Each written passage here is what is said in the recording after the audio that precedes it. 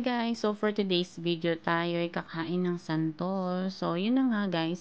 So nakakatikim lang ako ng santol siguro once a year pag nakakauwi lang ako sa Pilipinas. Kasi pag nandito naman sa abroad napakamahal ng santol guys. So pumunta ako ng palengke kasi ang kapatid ko parang meron yata silang project about pananahe. So bumili kami ng tela.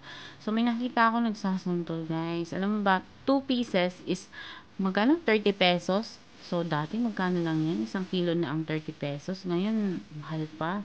Grabe siya. So, yun na nga guys. Yung una kong nabili, actually is bago ko siya kinain is 2 days lang nakalipas. So, parang nakalimutan ko siya sa ref guys. So, nung pagbukas ko dun sa isa, sira siya guys. So, parang nasayang yung pera ko. So, isa lang nakain ko. So, yan nga, matamis siya guys. Yung buto niya ay parang bulak. Matamis. Matamis.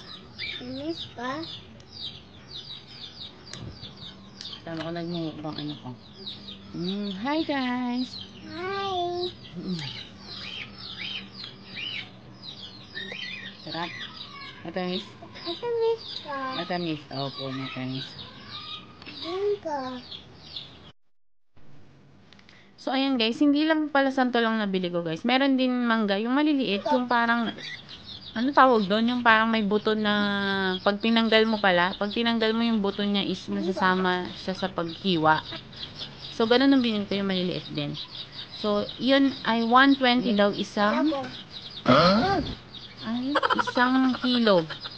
So, na-shock ko guys.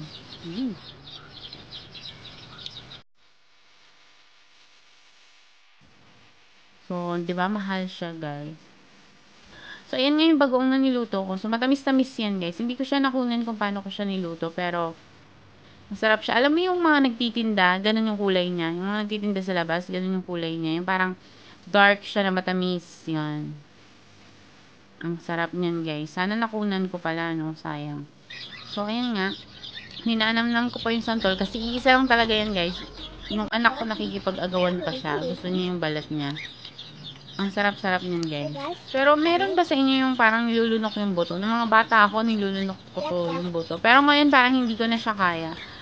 Parang nalaman ko na delikado yun. Kasi nung bata ako sinasabi nila natutubo daw siya sa tiyan mo and anything like that. Pero wala naman ako nabalitaan na tumubo talaga sa tiyan yung buto na ganyan. So, ayan nga guys, sa labas, napaka-probinsyang-probinsya talaga. Kakagaling lang namin sa ulan yan, kaya medyo putik pa, mga manok. So, ayan na nga. Simot sarap talaga yung santol guys. As in talagang from the last bite. So, ayan na nga yung manggang sinasabi ko sa inyo guys. Maliliit lang siya. So, dalawa lang nakain ko dyan kasi 4 na piraso lang siya. So, yung anak ko ay gusto niya rin. Ayan.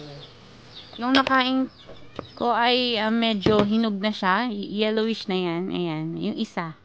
So, masarap na siya guys. Kahit lagyan nyo siya ng bagoong, hindi siya masyadong maasim na. Pero maasim pa rin naman. So, ayan guys. Hirap na hirap pa ako pakita sa camera. Kasi nasa labas lang kami niyan. So, ayan. Cheers guys. Ang sarap niya. Sobra. As in, naglalaway pa rin ako ngayon habang in-edit ko siya. So, ayan nga. Kahit buto niya guys, talagang ninamnam ko siya.